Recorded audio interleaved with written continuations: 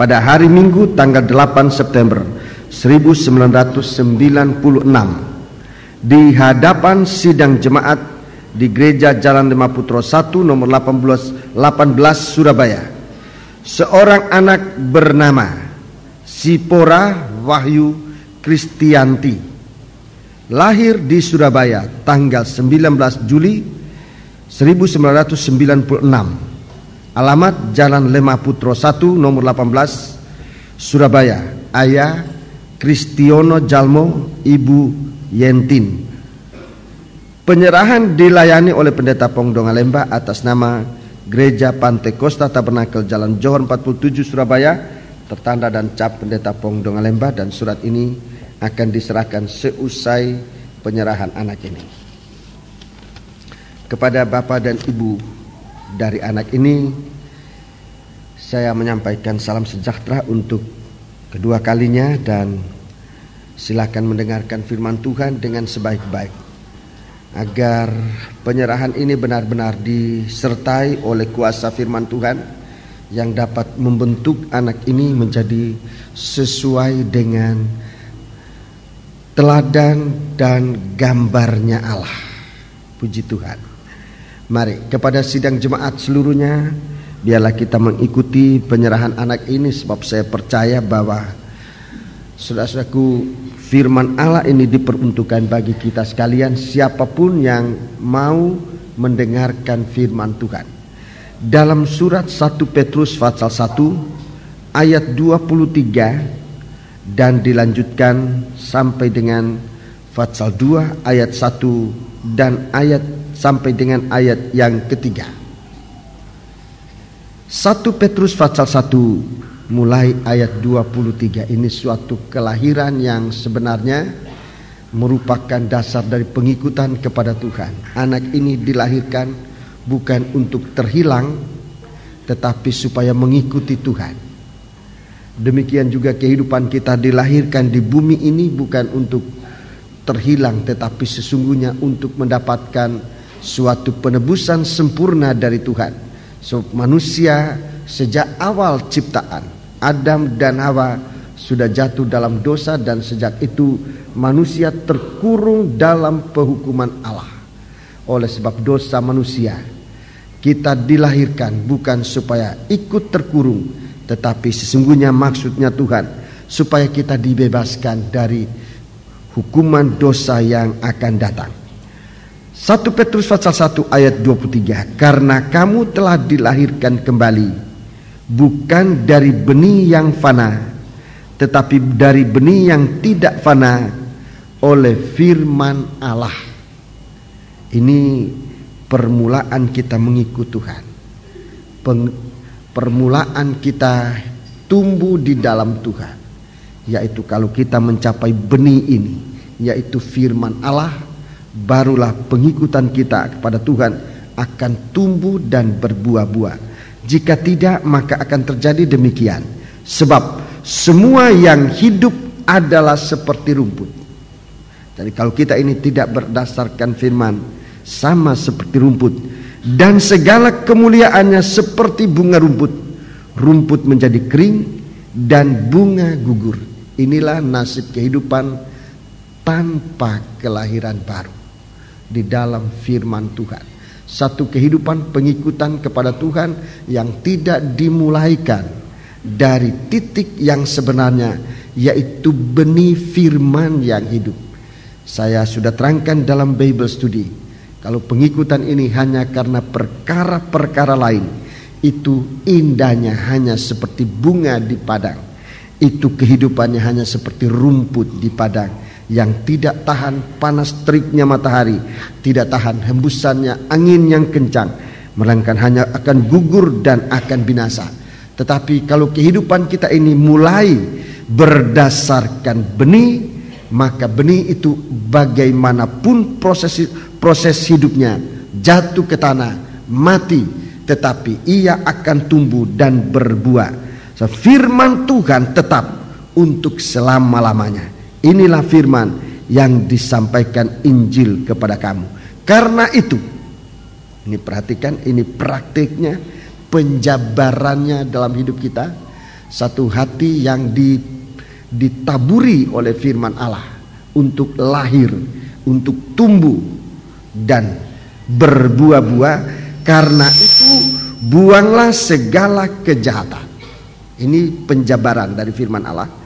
Segala tipu muslihat, segala macam kemunafikan, kedengkian dan fitnah. Ini berbagai-bagai macam kejahatan disebutkan di sini.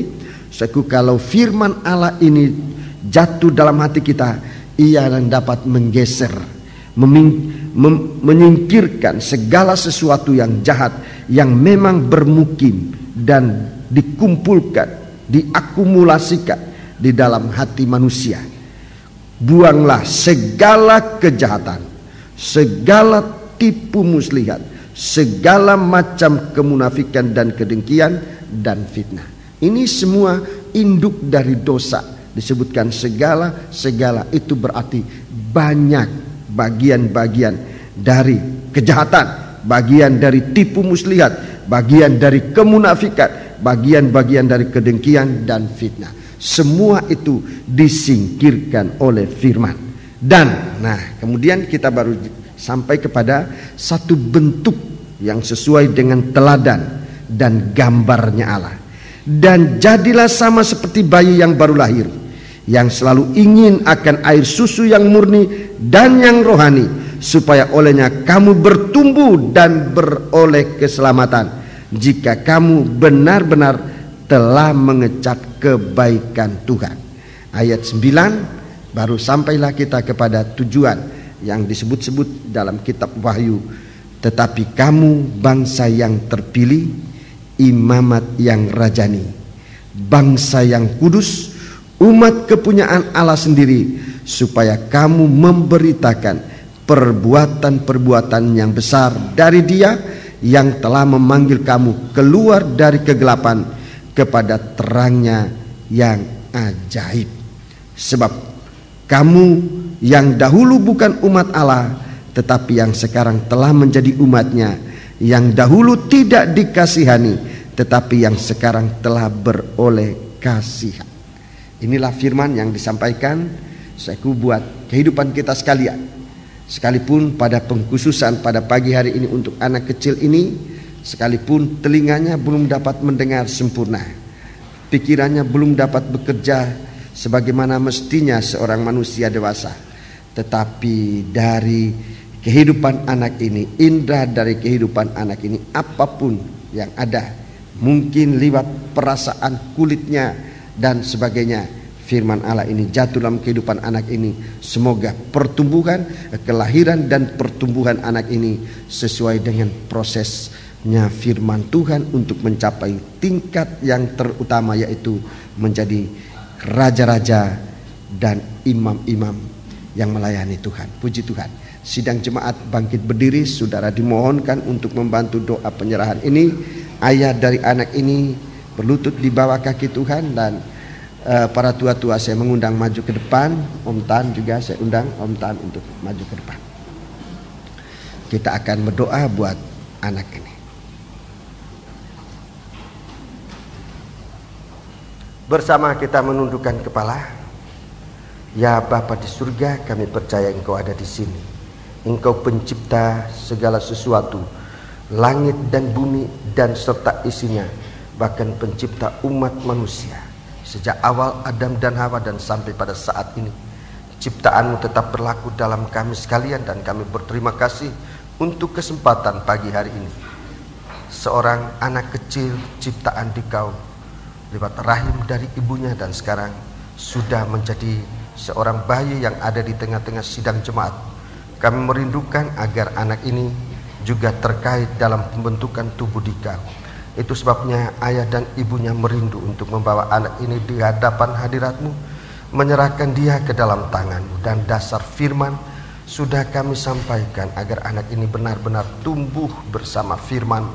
Benih firman yang disampaikan dalam kesempatan penyerahan ini, Bapa akan menguasai pertumbuhan anak ini Tuhan. Jauhkan dia dari segala cacat celah, dari segala noda, terlebih dosa yang mengakar dalam kehidupan umat manusia sejak turun-temurun, Engkau dapat menyingkirkan, mencabut, dan membentuk anak ini menjadi manusia baru dalam Dikau Tuhan, untuk diikatkan, dilekatkan dalam tubuh mempelai wanita sidang jemaat-Mu yang Engkau bentuk dan sucikan pada saat ini. Sekarang Bapa, kami mendoakan anak ini dan kami akan meletakkan tangan dalam hidupnya. Tapi sebelumnya isilah tangan kami dengan berkat-Mu Tuhan, agar kalau kami menumpangkan tangan dalam kehidupan anak ini, dia benar-benar diberkati oleh Dikau Tuhan. Sekarang kekasih Sipora, Kristianti, Wahyu, kami serahkan Engkau dalam tangan Tuhan. Di dalam nama Allah Bapa, Sang Putra dan Roh Kudus, Tuhan Yesus Kristus, di dalamnya Engkau hidup terpelihara, terbentuk menjadi imam-imam yang berkerajaan bersama umat Tuhan yang lain, untuk memberitakan kebaikan Tuhan, untuk memberitakan Allah itu besar dan ajaib adanya. Jadilah Engkau kiranya berkat dimanapun Engkau berada. Terima kasih Bapa, dalam nama Tuhan Yesus Kristus. Haleluya. Terima kasih Bapa. Kami doakan juga orang tuanya, berikan mereka kemampuan, kekuatan untuk membawa anak ini selalu kepada Tuhan, kepada Engkau Tuhan, untuk terpelihara, terbina, sampai mendapatkan benar-benar bentuk yang dapat melayani Dikau sesuai dengan kehendak-Mu. Lanjutan ibadah kami Tuhan, kami serahkan ke dalam pimpinan-Mu. Engkau ajarkan kami firman-Mu, berikan kami bisa mengerti firman-Mu Tuhan. Haleluya. Betapapun sulitnya untuk kami manusia dapat mendengarkan firman-Mu, tapi Engkau sudah berkemurahan bagi kami. Sekarang Tuhan, berikanlah kami kemampuan untuk mendengar firman-Mu lewat pertolongan urapan Roh-Mu yang suci, yang Engkau mengasihi kami. Semua ini Tuhan, usirkan segala kuasa kegelapan yang mengganggu kami Bapa. Terima kasih ya Tuhan. Haleluya. Dalam nama Yesus kami sudah berdoa. Haleluya. Amin. Puji Tuhan. Salam sejahtera bagi kita sekalian. Banyak sesuai dengan kehendak Tuhan. Terpuji nama Tuhan. Kita akan lanjut dalam pemeriksaan firman Tuhan, dan saudaraku, kita akan siapkan hati kita dengan sungguh-sungguh, sebab firman Tuhan ini membuat kita menjadi tergairah untuk hidup, bukan untuk melakukan dosa, tetapi untuk melayani Tuhan sejauh mana Tuhan menghendaki kita melakukan dalam hidup kita sekalian. Pelayanan kita setiap hari secara rutin dalam ibadah kita, biar kita perhatikan bersama. Banyak kekurangan, banyak kelemahan kita yang bisa saja membuat kita undur dari Tuhan. Tapi kalau kita merindu, kita ada satu kerinduan bahwa kita tidak mau terlepas dari persekutuan tubuh Kristus, maka firman Tuhan inilah yang dapat membawa kita, melekatkan kita dalam persekutuan tubuh Kristus antara satu dengan yang lain. Dan persekutuan ini oleh Rasul Yohanes, dia katakan, persekutuan kita dengan Bapa dan dengan Roh Kudus dan dengan anaknya Yesus Kristus. Itu sebabnya saudaraku, kita mau perhatikan hidup kita ini, agar hidup kita ini benar-benar bisa berguna dan menjadi berkat bagi siapapun juga. Kita sudah sampai saudaraku membaca dalam kitab Wahyu pasal 1 ayat yang ke-8.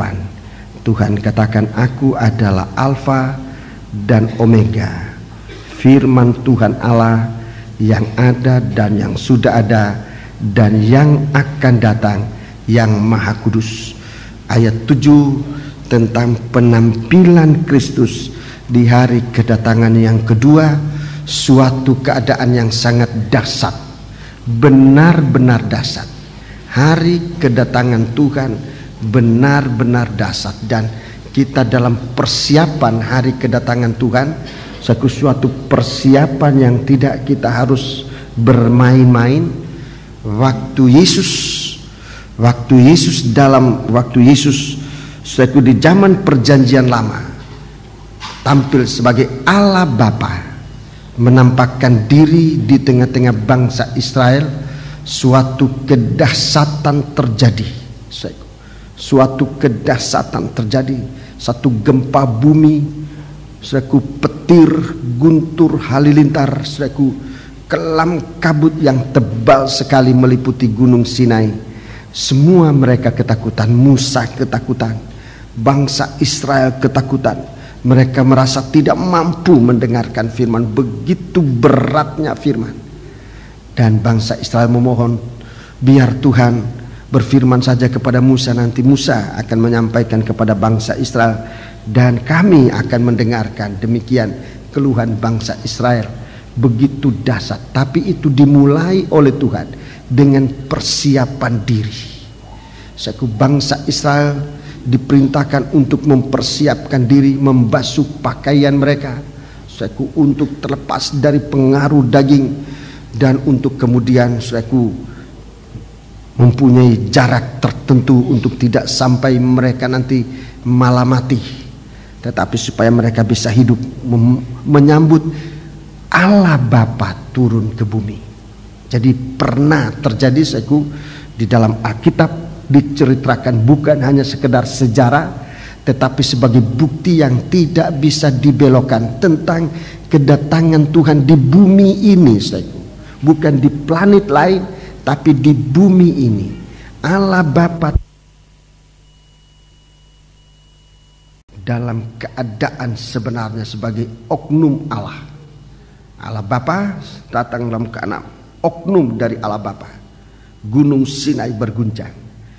Allah Roh Kudus sebagai satu dari oknum Allah telah datang di bumi ini, tepatnya di kota Yerusalem. Hanya alamatnya saya tidak tahu sebab tidak ditulis, hanya disebutkan di atas loteng di Yerusalem. Saya tidak tahu waktu itu jalan apa, nomor berapa rumah itu, tetapi sekalipun tidak disebutkan, tapi saya percaya disebutkan di Yerusalem, di atas loteng di mana murid-murid pernah menginap. Dan sebelumnya mereka melihat keajaiban Tuhan, keajaiban demi keajaiban. Yesus mati bagi mereka suatu duka cita. Tapi waktu Yesus bangkit, suatu keheranan mulai menguasai murid-murid. Waktu Yesus menampakkan diri, sesuatu hal yang mereka tidak mengerti, tetapi mereka sudah nampak Tuhan yang bangkit. Lebih mengherankan mereka bahwa Yesus naik ke sorga. Mereka melihat bagaimana Yesus naik ke sorga. Saudaraku, dalam kemuliaan sebagai imam besar, sebagai Tuhan, sebagai imam besar, ia naik ke sorga, saudara. Dengan pakaian lenan halus yang berkilauan, pakaian kemuliaan dari seorang imam besar menghadap hadirat Tuhan di dalam ruangan maha suci yang bukan buatan tangan manusia, tapi di dalam ruangan maha suci buatan tangan Allah sendiri. Dia duduk di sebelah kanan Allah, di sana mengerjakan pekerjaan pendamaian. Dia menjadi pendoa syafaat, dia menjadi pembela bagi kita sekalian. Sebagai imam besar, dia mengerjakan pekerjaan pembelaan untuk umatnya siang dan malam di hadapan Bapa. Dia duduk di sebelah kanan Allah. Dan saatnya nanti dia akan datang kembali sebagai Tuhan. Saya perhatikan. Jadi tidak lagi datang seperti seorang bayi yang lahir, yang kita nanti akan rayakan. Dan sidang jemaat ini mendapat kesempatan untuk menjadi tuan rumah, sekalipun di kota Jakarta, saudara, kita menjadi tuan rumah untuk menerima, untuk datangnya para hamba-hamba Tuhan dari manapun mereka datang. Saudaraku, mereka akan datang untuk mendengarkan berita tentang Yesus sudah lahir sebagai juru selamat. Dia lahir sebagai manusia, sebagai anak domba yang akan disembelih. Saudaraku, kedatangan yang kedua kali yang sedang diberitakan, bersamaan dengan ini, saudaraku, adalah dia datang sebagai Tuhan. Tuhan kita yang sudah menjadi raja. Ini dalam keadaan kemuliaan, dalam keadaan yang sebenarnya. Dan ini belum pernah terjadi. Ini nanti masih akan terjadi. Saudara baca dalam Wahyu pasal 19. Kita baca dulu Wahyu 19. Ini kedatangannya yang kita nanti-nantikan. ayat 6 dan ayat yang ke-7.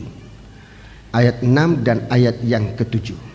Lalu aku mendengar seperti suara himpunan besar orang banyak, Iya.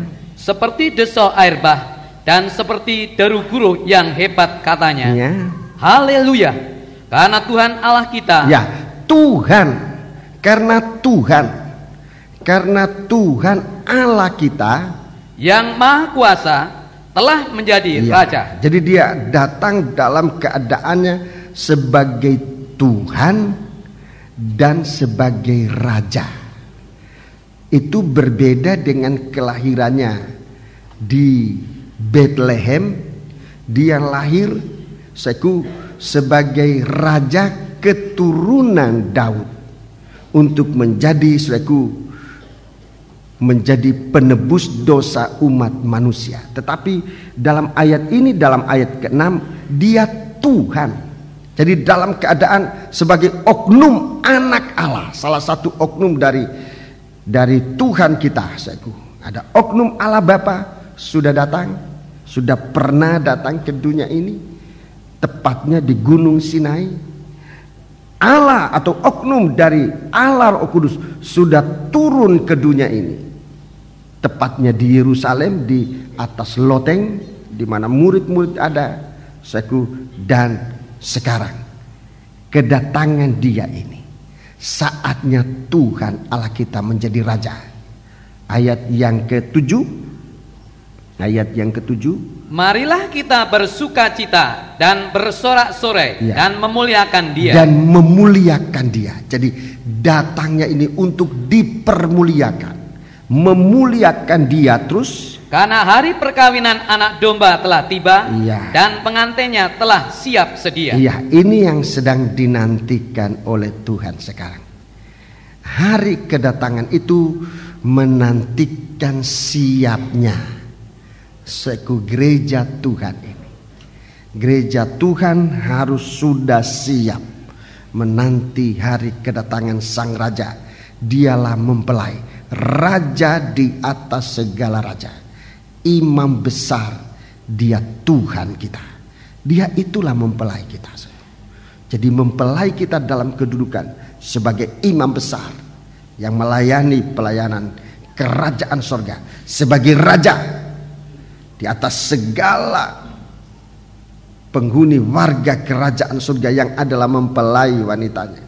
Dan kemudian dia juga sebagai Tuhan kita, sebagai mempelai laki-laki dari surga. Kita harus sekarang dalam persiapan. Kita dalam persiapan, mulai dari pembentukan tubuh Kristus. Itu sebabnya tadi saya katakan supaya setiap insan, anak-anak Tuhan ini dikaitkan dalam kesatuan tubuh. Di sana permanensi dari keselamatan kita. Kita tidak bisa hanya selamat sendiri-sendiri, tapi setiap insan yang diselamatkan ini harus masuk dalam kesatuan tubuh. Ini suatu permanensi dari keselamatan. Sebab begitu terlepas dari tubuh, maka bagian tubuh itu tidak ada arti lagi. Bagian tubuh itu tidak ada arti lagi. Saya kasih contoh, kasih gambar yang sederhana.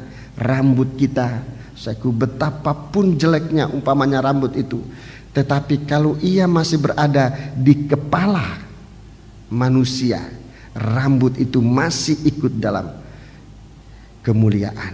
Betapa jeleknya pun kuku, tapi kalau kuku itu masih berada pada tubuh, maka kuku itu masih berguna. Tetapi begitu bagus, bagaimana bagusnya pun rambut itu, bagian tubuh manusia. Tetapi kalau dia sudah dipenggal, sudah dipotong, sudah dipisahkan, tidak lagi pada tubuh, maka seluruh kemuliaan dari bagian tubuh ini tidak ada lagi, tidak ada arti apa-apa. Itu sebabnya permanensi dari keselamatan kita terletak di mana kita berada. Kalau kita berada di luar tubuh, mungkin kita katakan kita selamat, sebab memang bagian tubuh Kristus. Tetapi itu akan mengarah kepada lebih hari, lebih membusuk, dan tidak akan berguna. Bagian tubuh yang keluar dari tubuh Kristus bukan lebih hari lebih bagus. Dengarkan baik-baik saudaraku, sebab pikiran manusia sekarang mengatakan lebih baik di luar Tuhan, sebab di sana lebih bebas, lebih bagus. Saudara-saudaraku, saudara tertipu. Di luar Tuhan, di sana tidak ada kebebasan. Di luar Tuhan, di sana ada perhambaan dari setan yang tidak disadari oleh manusia. Ini yang sangat berbahaya. Keadaan diperhambakan oleh setan, tapi manusia tidak sadar akan dirinya. Jadi di luar Tuhan bukan ada kebebasan, justru di luar Tuhan ada perhambaan yang sangat kejam, di mana manusia tidak menyadari dan manusia merindukan perhambaan itu. Sementara Tuhan datang untuk melepaskan kita, dan sebagai suatu kekuatan dan jaminan serta permanensi dari keselamatan ini, saudaraku, Tuhan mau jadikan kita satu di dalam tubuh. Di dalam tubuh kita tumbuh. Di dalam tubuh Kristus kita hidup, kita segar, kita dipelihara oleh Tuhan untuk mencapai, saudaraku, suatu sifat kekekalan sama seperti Dia kekal. Jadi saudaraku, jangan ikut-ikutan. Jangan ikut-ikutan tinggalkan tubuh Kristus. Saudaraku, banyak akar kepahitan yang tumbuh dalam gereja Tuhan. Saudaraku, yang akan coba-coba untuk membawa tubuh Kristus, bagian tubuh Kristus terlepas dari tubuh. Tetapi biar kita peliharakan hidup kita untuk di dalam tubuh Kristus terpelihara menjadi satu bagian tubuh yang sehat, untuk benar-benar menuju kepada menanti kedatangan Dia yang kedua kali, yang sekarang sedang dibentuk. Dan kalau tubuh ini sudah terbentuk, sudah siap, maka Dia akan datang sebagai mempelai laki-laki. Dia akan datang dalam keadaannya sebagai Tuhan, sebagai Raja, sebagai Imam besar, sebagai mempelai laki-laki untuk kita. Saat itu sangat dahsyat, saudaraku. Dan ini pasti terjadi sebab 3 oknum Allah dalam satu pribadi. Allah Bapa sudah pernah datang. Allah Anak, Allah Roh Kudus sudah pernah datang ke dunia, dan pasti Allah Anak ini dalam kedudukan sebagai mempelai laki-laki juga akan pasti datang. Waktunya tidak ada seorang pun yang tahu. Waktunya tidak ada seorang pun yang tahu. Tempatnya pun tidak ada seorang yang tahu. Masih kita berdoa entah di mana, tetapi yang pasti sekarang Tuhan akan datang di dalam sidang jemaat yang sudah disiapkan. Oleh sebab itu kita sekarang ini mempersiapkan diri, saudaraku. Sebab begitu dahsyatnya keadaan itu. Seperti yang terjadi zaman Allah Bapa turun, zaman Allah Roh turun ke bumi, suatu guncangan besar terjadi, suatu kilatan api sambar menyambar di dalam, ada di antara umat. Waktu itu murid-murid, demikian hari kedatangan Tuhan akan begitu dalam kemuliaan yang, saudaraku, kemuliaan yang harus kita bisa merindukan di dalam hati kita. Dalam kitab Wahyu di sana dikatakan Dia akan ditampilkan. Mari kita membaca itu, saudaraku. Kita membaca persiapan hari kedatangan. Wahyu pasal 1. Wahyu pasal 1 kita baca ayat yang Wahyu pasal 1 kita baca ayat yang ke-9 sampai dengan ayat 11. Aku Yohanes, saudara dan sekutumu dalam kesusahan. Aku Yohanes, saudaramu dan sekutumu dalam kesusahan. Jadi di sini ditulis satu kesatuan dari tubuh Kristus ini. Sekutu dalam kesusahan, dalam kerajaan, dan dalam ketekunan menantikan Yesus. Ya, ini harus merupakan kondisi dari gereja Tuhan. Satu persekutuan sekalipun ditandai dengan kesusahan, tapi dalam satu kemenangan. Sebab raja ini, istilah raja itu mengandung arti ada kemenangan. Buat apa jadi raja kalau kalah? Buat apa raja tapi kalah? Kalau di sini disebut suatu kerajaan, ini dikatakan sekalipun dalam kesusahan, tapi dia dalam kemenangan. Memang itu tanda dari Kristus. Sekalipun dia seorang hamba, tapi dia raja. Sekalipun dia manusia, tetapi dia adalah Allah. Ini satu ciri dari mempelai laki-laki, ciri dari gereja Tuhan. Sekalipun sudah dinyatakan mungkin penampilan kita di dunia ini seperti orang miskin, Rasul Paulus katakan, dalam keadaan kemiskinanku aku memperkaya orang. Itu seorang yang membawa firman. Sekalipun dalam penampilan sebagai orang miskin, tapi memperkaya orang. Sekalipun dia dalam duka cita, tapi dia menghiburkan orang. Ini selaku raja. Ini orang yang hidup dalam kesusahan, tetapi dalam kerajaan dan tekun menantikan Kristus Yesus. Terus berada di pulau yang bernama Patmos, oleh karena firman Allah dan kesaksian yang diberikan oleh Yesus. Ya, pulau Patmos yang sekarang hanya tinggal menjadi objek dari pariwisata. Pulau ini masih tetap ada sampai sekarang, tetapi suasananya sudah sangat berbeda dengan saat waktu Rasul Yohanes ada di Pulau Patmos. Sekarang Pulau Patmos sudah sangat indah. Saya melihat gambarnya, sudah sangat indah dan sudah menjadi objek pariwisata yang sudah diperdagangkan. Dari Pulau Patmos ini saudaraku mendapatkan pemasukan.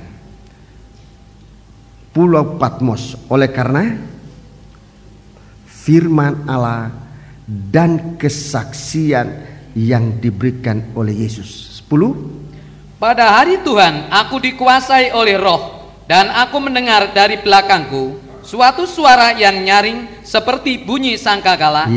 Katanya, apa yang engkau lihat?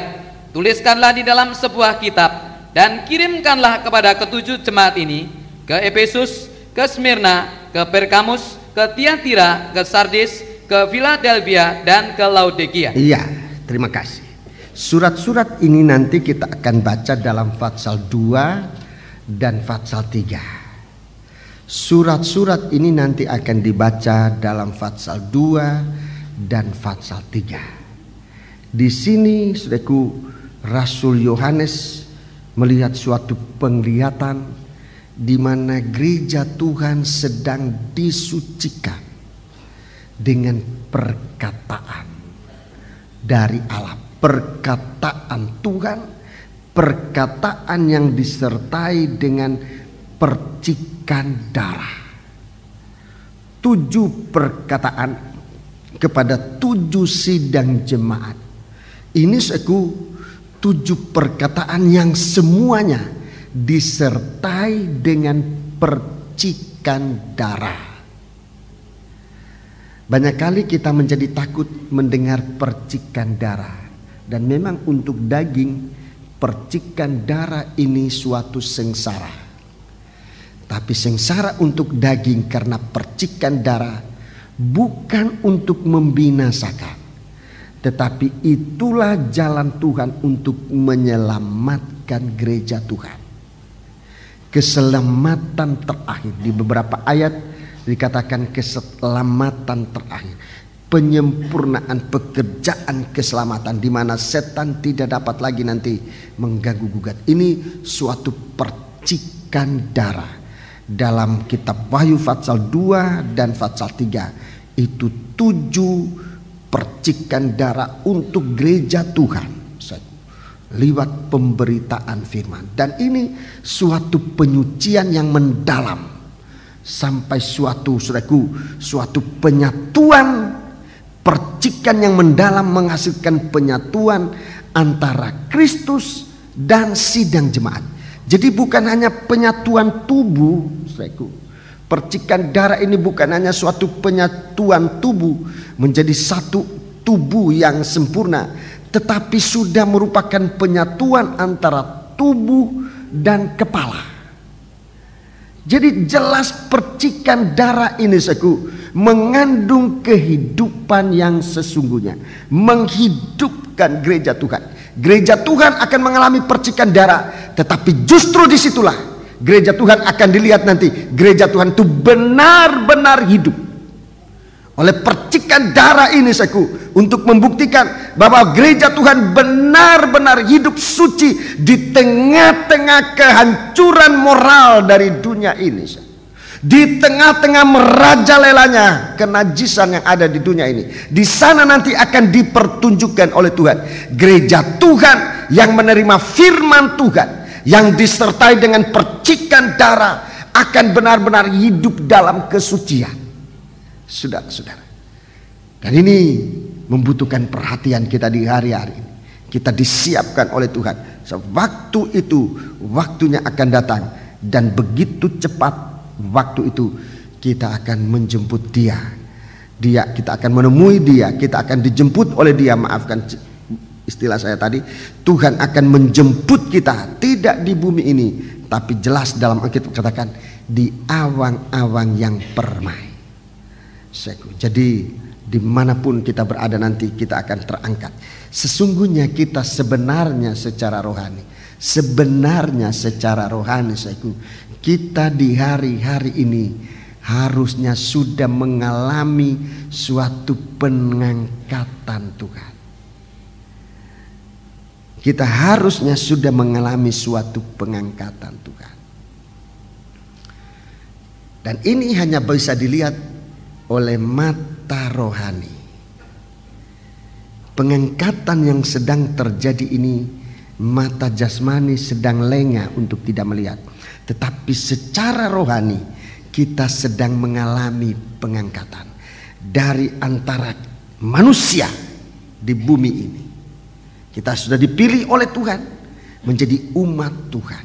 Coba tunjukkan tabernakel, supaya saya tunjukkan bagaimana proses pengangkatan secara rohani ini sebenarnya sedang terjadi.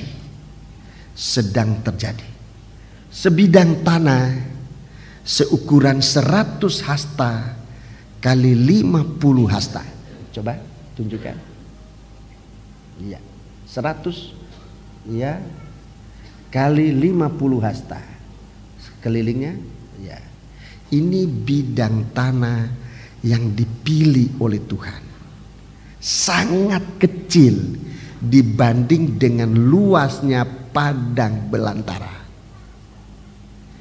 Padang belantara itu gambaran dari dunia ini.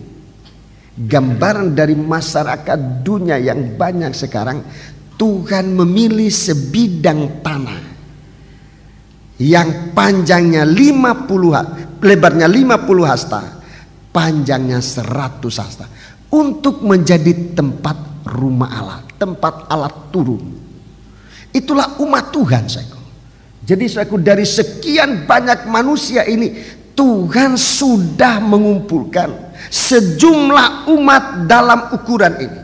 Panjang 100 hasta, lebar 50 hasta.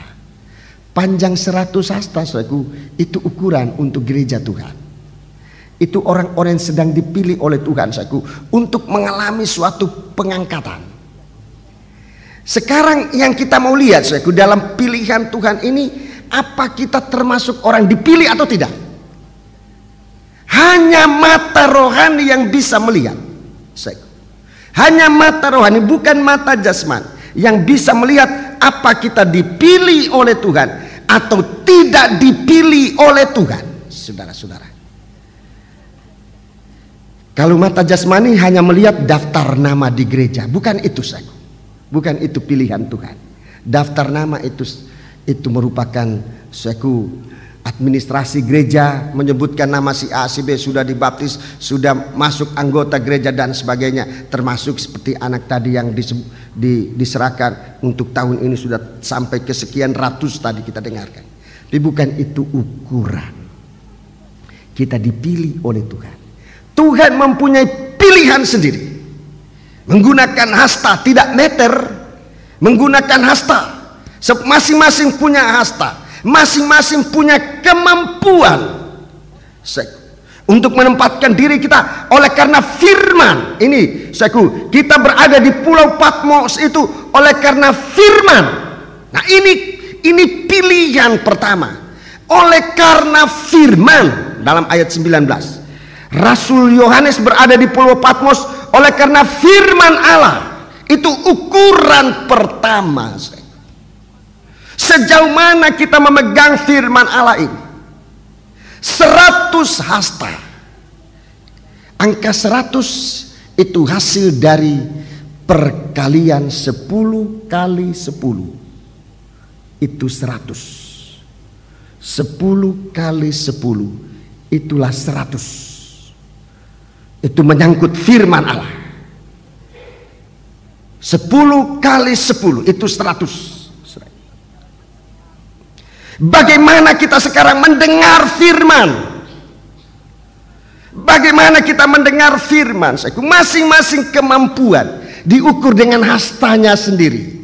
Masing-masing kita punya hasta untuk bisa menerima firman Allah. Tadi saya katakan, anak ini dengan telinganya mungkin dia belum mendengarkan firman, tetapi dengan kulitnya firman Allah itu kena dia. Dia bisa menerima firman Allah ini dengan hadirnya di sini, dia kena firman. Saudara hadir saja di sini, saudara hadir di sini saja, mungkin sudah tidak mendengarkan betul, tetapi ada bagian dari kulit ini, mungkin rambut ini sudah sempat menjadi antena menerima firman Allah, saudaraku. Masuk masing-masing bagaimana kita kena firman Allah. Masing-masing ukuran. Kalau kita memberikan ukuran lebih banyak, kita dapat firman Allah lebih banyak. Kalau kita mengukur itu terlalu sedikit, kita dapat sedikit. Dan apalagi untuk kita orang Indonesia, saya rasa kita sangat dapat bisa mengerti angka 10 bagi kita suatu angka yang full. Kalau kami dulu di sekolah, kalau hitungannya dapat atau aljabarnya zaman dulu, sekarang bukan aljabar lagi, ilmu kurs zaman dulu. Kalau 10 itu berarti sempurna, kamu jawabnya itu, kamu menjawab itu bagus sekali. Angka 10 itu menjawab dengan baik sekali. Kita mendengar firman Allah dengan baik, angkanya 10. Angkanya kita terima 10. Mendengar firman Allah dengan baik, angkanya dapat 10. Saudara, itu 10 pertama. 10 kali 10. Coba dituliskan, 10 kali 10. Jadi ada 2 kali angka 10. 10 kali 10 yang besar. Ya, sama dengan 100. Iya, 10 kali 10 itu sama dengan 100. 10 yang pertama itu bagaimana mendengar firman. Kita dengar bagus sekali. Bagus sekali. Lalu 10 yang kedua, ya perkaliannya itu sesudah mendengar melakukan. Sesudah mendengar melakukan. Mendengar baik, angkanya 10, melakukannya baik, angkanya juga 10. 10 kali 10 sama dengan 100 full. Ini ukuran. Jadi jangan ngukur orang lain, sebab kita masing-masing punya hasta.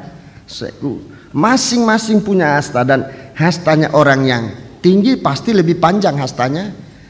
Kalau saudara tinggi lebih panjang hastanya, dituntut lebih banyak. Orang yang punya sedikit dituntut lebih sedikit. Orang menerima banyak dituntut lebih banyak. Jadi 10 kali 10 sama dengan 100.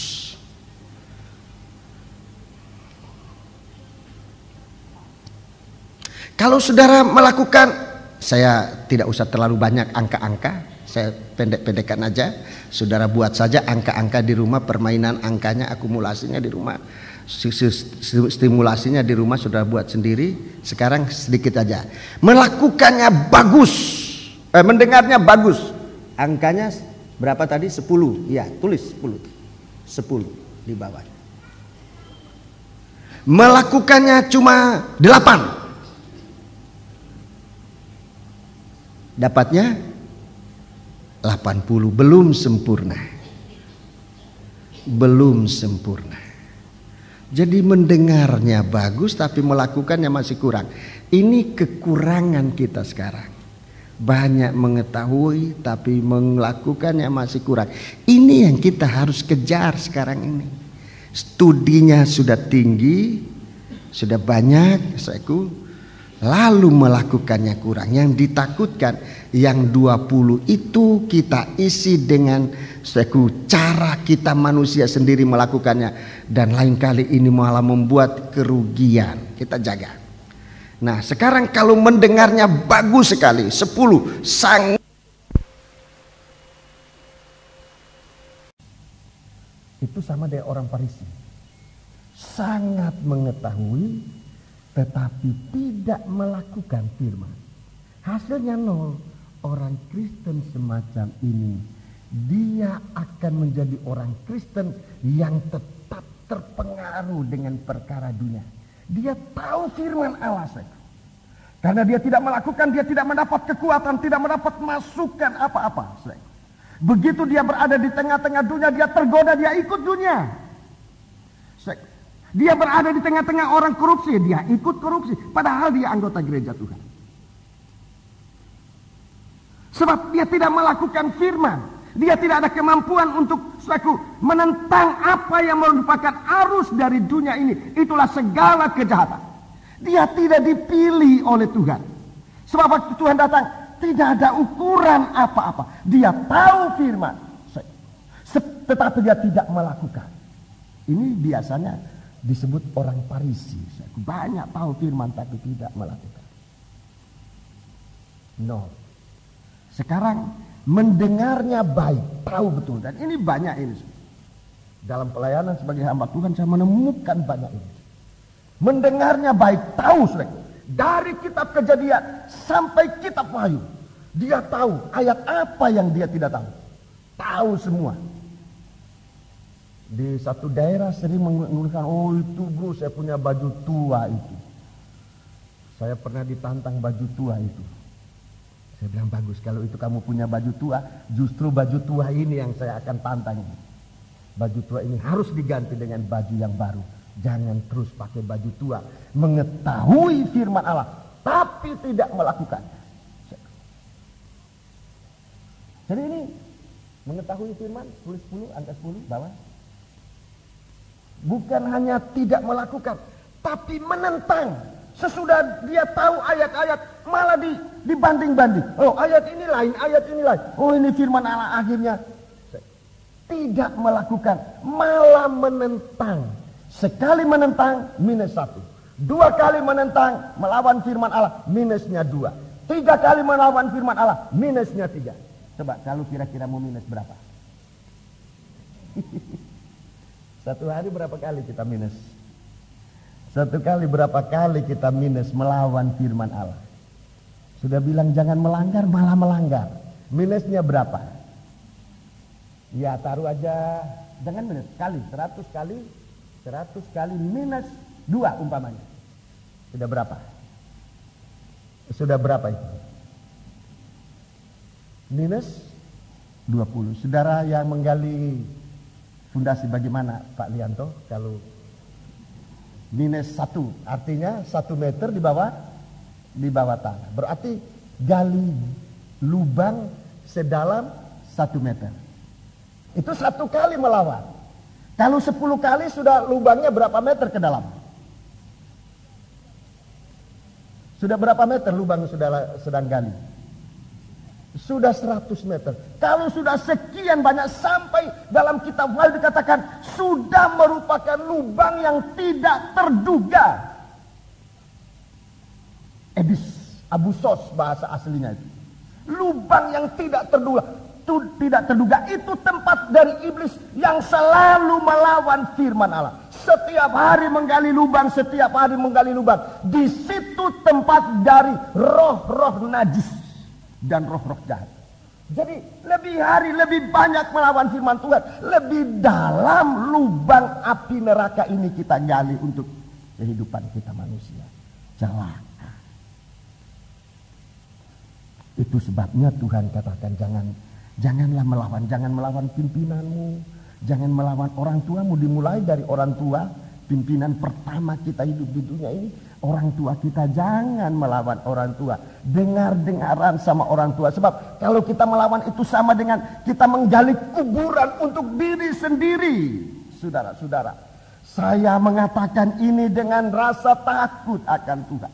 Melawan orang tua, melawan pimpinan, melawan pemerintah. Dan Tuhan katakan jangan kamu melawan pemerintah. Sebab itu sama dengan menggali kuburan yang di sana penuh dengan setan. Saudara-saudara, lebih dalam, lebih banyak kali melawan, lebih dalam lubang kejatuhan itu. Setiap kali melawan, setiap kali lubang sudah disediakan di hadapan. Jadi kepada kaum muda saya sudah katakan, begitu melawan nasihat, langkah berikutnya adalah kejatuhan. Melanggar nasihat, langkah berikutnya adalah kejatuhan. Dan ini sangat berbahaya. Coba Wahyu 9, supaya saudara lihat apa isinya lubang ini. Wahyu pasal 9. Wahyu pasal 9 kita baca ayat 1. Ayat 1. Lalu malaikat yang kelima meniup sangkakalanya, dan aku melihat sebuah bintang yang jatuh dari langit ke atas bumi, dan kepadanya diberikan anak kunci lubang jurang maut. Ya, disebutkan jurang maut itu Ebis atau Abusos. Jurang maut, lubang yang sedang digali, jurang maut. Ayat 2. Maka dibukanyalah pintu lubang jurang maut itu, lalu naiklah asap dari lubang itu bagaikan asap tanur besar, dan matahari dan angkasa menjadi gelap oleh asap lubang itu. Terus? Dan dari asap itu berkeluaranlah belalang-belalang ke atas bumi, dan kepada mereka diberikan kuasa sama seperti kuasa kalajengking di bumi. Ya, dan kepada mereka dipesankan supaya mereka jangan merusakkan rumput-rumput. Isi dari lubang ini, jangan merusakkan rumput-rumput di bumi atau tumbuh-tumbuhan atau pohon-pohon, melainkan hanya manusia yang tidak memakai meterai Allah di dahinya. Iya, jadi saudaraku, kita berada di sana dari perusak, di tengah-tengah perusak manusia. Tabiat dirusakkan, pikiran dirusakkan, akal dirusakkan, perasaan dirusakkan, kerohanian dirusakkan. Jadi jangan ikut-ikutan ini. Jangan ikut-ikutan menggali lubang yang tidak terduga dalam. Dalam bahasa Indonesia lama disebut lubang yang tidak terduga dalam. Dalam bahasa Inggris Abyss, diambil dari bahasa aslinya Abusos, itu lubang yang tidak terduga dalam. Lubang yang tidak terduga. Itu hasil dari setiap kali kita kritik firman, setiap kali kita melawan firman. Kita tidak lihat itu bahwa kita sedang menggali lubang. Itu sebab tadi saya katakan, kita sekarang sedang berhadapan dengan yang mata jasmani tidak lihat. Hanya orang yang liwat kehidupan rohaninya, terbuka matanya, bisa melihat ini. Tiap kali melawan itu, tiap kali lubang itu makin dalam, makin dalam. Dan kalau lubang itu digali bukan untuk orang lain, seperti Alkitab katakan, siapa menggali lubang, dia sendiri akan jatuh ke dalam. Itu katanya Alkitab, bukan katanya saya. Siapa menggali lubang, ia sendiri akan jatuh di dalam. Jadi lebih baik kita sekarang masuk pada pilihan Tuhan. Sekalipun kita belum sempurna, tetapi kita mau berusaha untuk melakukan firman Allah sampai ukuran firman Allah ini. Jadi orang yang nanti masuk di dalam penyucian ini, bukan orang yang melawan firman, bukan. Orang yang melakukan firman, tetapi memang belum sempurna. Kita melakukan firman tapi belum sempurna. Masih angkanya 80, masih ada 20 ini yang harus dicapai. Dan ini Tuhan sedang menolong kita dengan percikan darah. Dia lebih dahulu mati supaya dengan percikan darahnya kita dapat mengisi kekurangan kita dalam melakukan firman. Haleluya. Masih ada, mungkin kita hanya baru bisa melakukan 1, tetapi 10 kali 1 sudah ada hasilnya 10. Sudah ada hasilnya 10.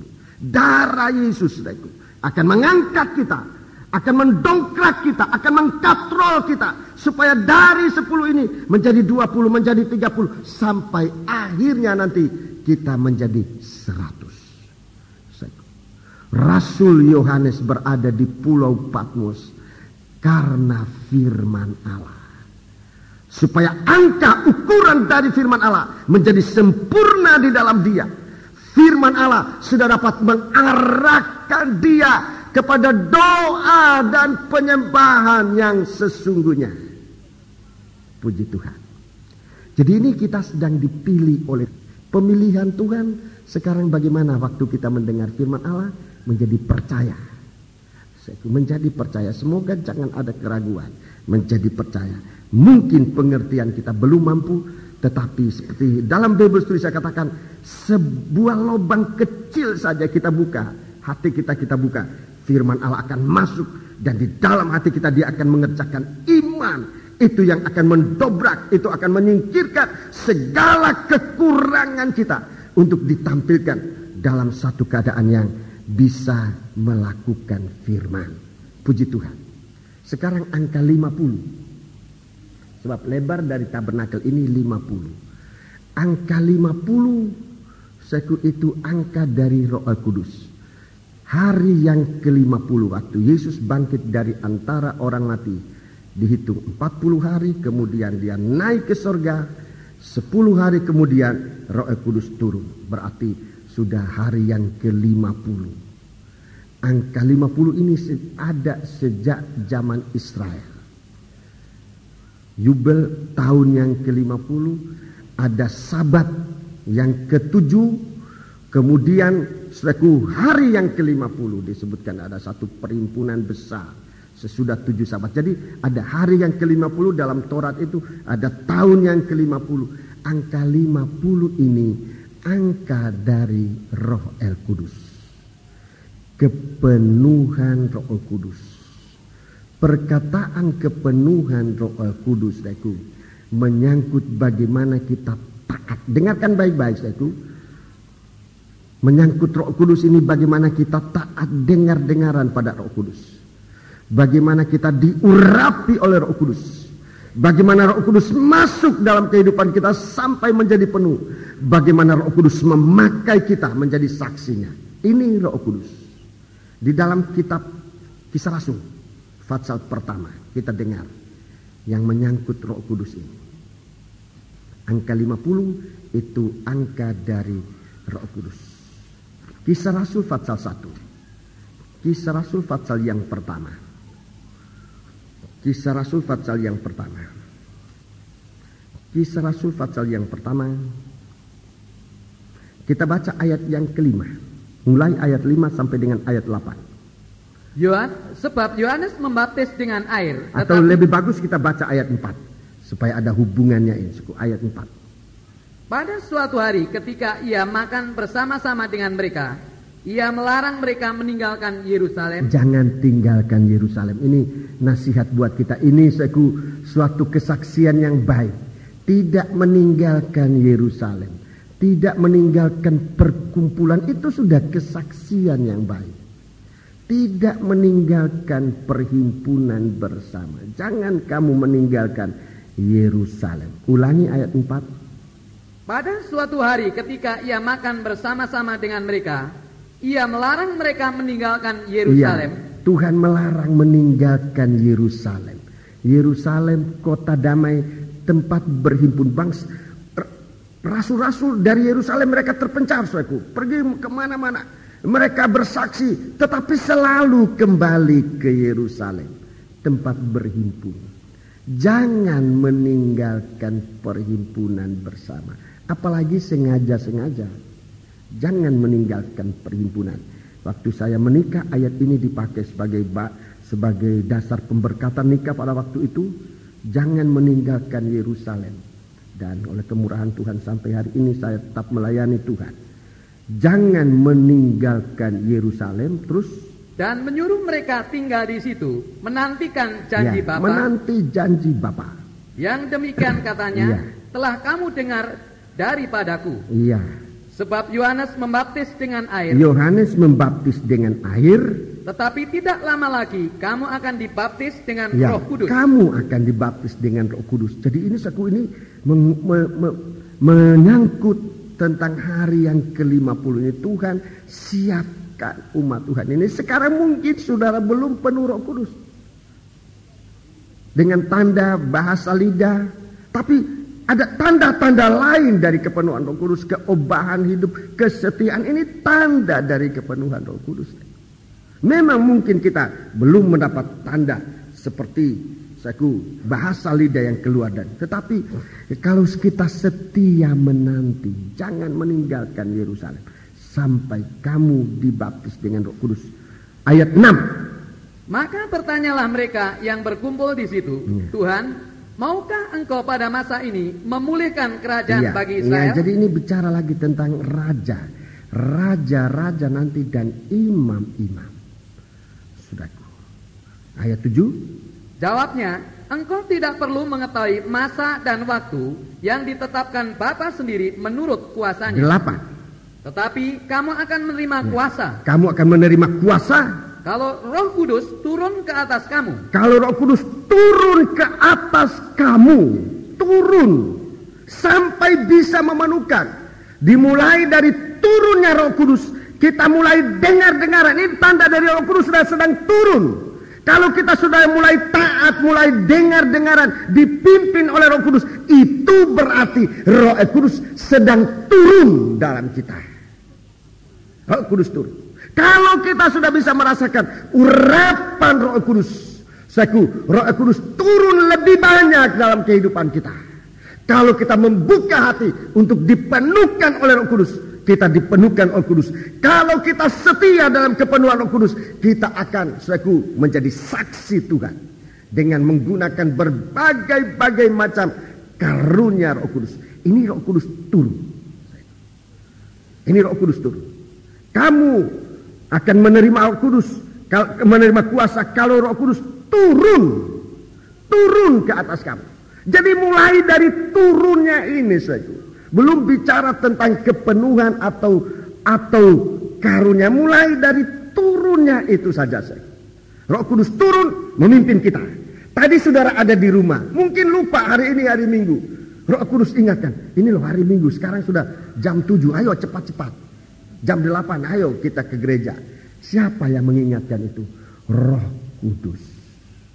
Roh Kudus turun sudah memimpin kita. Sampai di sini saudara menyanyi. Lain kali saudaraku, ada orang begitu masuk, dia merasakan sesuatu yang indah, sesuatu yang menakjubkan. Ada tidak jarang saudaraku, ada yang langsung meneteskan air mata. Waktu sangkor menyanyi, waktu musik, waktu orang bersaksi. Saya mendengar banyak kesaksian itu. Begitu masuk, dia merasa suasana kerajaan surga. Mendengar sangkor nyanyi, ada yang nangis. Mendengar ada orang saksi, ada yang nangis. Mendengar sesati bersaksi, ada yang nangis. Itu saksi ke saya itu. Tetapi hati jangan sombong. Ada yang nangis. Orang macam itu masih bisa merasakan kasih Allah. Dan orang yang bersaksi itu bukan orang biasa. Orang yang kalau dilihat dia adalah orang. Kalau kita ukur cara manusia, orang menengah ke atas, nggak tahu ke atasnya itu sampai sejauh mana. Dia bisa menangis sebab kesaksiannya. Saya lain kali yang mikir-pikir. Hati bisa jalan kaki dari Krembangan sampai Lima Putro. Lain kali pulang pergi, dia tidak ada uang, dia jalan kaki. Apa kita bisa? Dia bisa tahan, disingkirkan, diusir. Kamu jangan masuk di ruangan. Apa bisa tahan? Dia tahan. Dia tidak kurang kali, banyak kali tidak boleh kamu duduk di sini, kamu di sana, kamu di sana. Dia tetap ada di situ. Apa kita bisa tahan kalau diperlakukan begitu? Dia tahan. Saya pernah bentak dia. Saya pikir sudah lari dia, tapi dia tahan. Apa kita bisa diperlakukan begitu? Oleh karena firman. Sekalipun kemampuannya mungkin sangat terbatas. Saya kira kita dilihat menjeling aja. Oh, kita pikir aku di sini tidak punya teman, aku mau tinggalkan aja. Hati bukan tidak punya teman. Hati itu saya lihat tidak punya teman dia. Kalau ada yang berteman dengan dia mulai diolok. Kamu temannya Hati.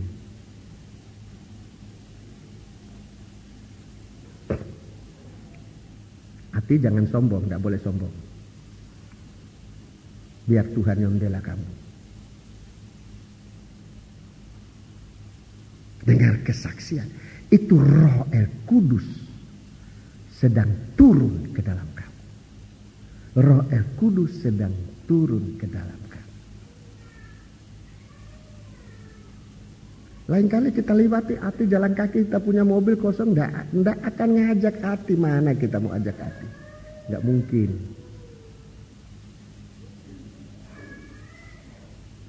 Kalau kita diperlakukan begitu, Patmos sedang berlaku dalam kita karena kesaksian.